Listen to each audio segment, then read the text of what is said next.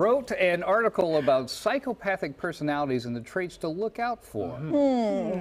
Of course Jordan is interested in this, and he started by learning more about his latest book. Hi, Jordan. Yes, because it is Halloween, and I know a lot of folks out there, even on this rainy day, might be considering watching your favorite scary movie or horror movie. And some of these characters in the movies have traits that may be very psychotic. So we have a very special guest this morning. He is Dr. Richard Lettieri, not only a forensic psychologist, but an author as well. So your latest article in Psychology Today was the 7 signs of the personality trait for psychopathy. So tell us a little bit about that, because we see some of these traits in characters in movies, but in real life, you say knowing some of these traits could actually help save a person's life. Tell us more about that. Well, a psychopath is somebody who has no real sense of empathy for other people, no real connection, no bonding. So that makes them very self-centered and makes them able to look at people as instruments to use for their purposes, which could be, it depends on the degree of their psychopathy, but could be very dangerous. Now, you mentioned the 7 signs, and the first one I think were a little surprising to some is that they have superficial charm. Explain that a little bit, because they present themselves differently, you say? Right. On the surface, they're very charming. They're very charismatic.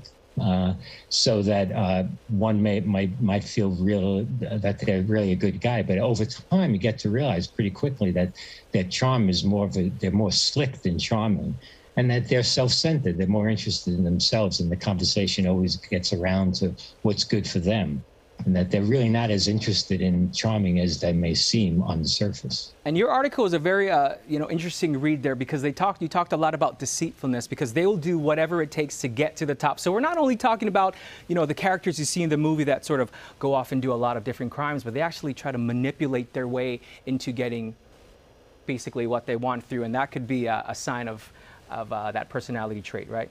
Yeah, that's very true. That was a good way of putting it. They're deceitful, but it's not so obvious.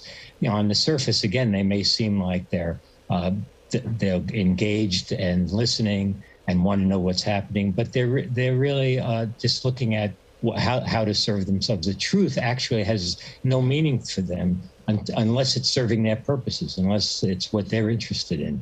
And it's moving towards their goals. Now, they lie and be deceptive. And now I know, not just in movies, but in real life, there have been some very famous psychopaths. I know in your article you also mentioned Ted Bundy. Now, you've interviewed a lot of different people with a lot of with history. How do we go about, I guess, in real life, before we go and talk about your book really quickly? How do we protect ourselves from that? Is it is that in your book? Do you share that within your book? Well, I think the implications are more in the book. And some of the reason I wrote this blog was so people could kind of get a better sense of what a psychopath is like, understand it, and be able maybe to pay attention to their intuitive feelings, so that on the surface they may seem, oh, this person seems okay, but you then get this feeling that you can't trust them, that they're more self-centered than it appeared initially, that they're actually maybe a grandiose blowhard. And you see they're always changing. The topic always goes around to pleasing them and putting themselves in a good light. And if they, something happens at work, for example, that they don't get the promotion, or they're not seen, that someone else wins out on a contract, they get very spiteful. Right. They can't deal with losing, because they're so grandiose and everything has to be about them. So you see sort of signs like this. You talk to them and they seem to be interested, but you notice quite quickly they change the topic. They're not really interested in that. Very good.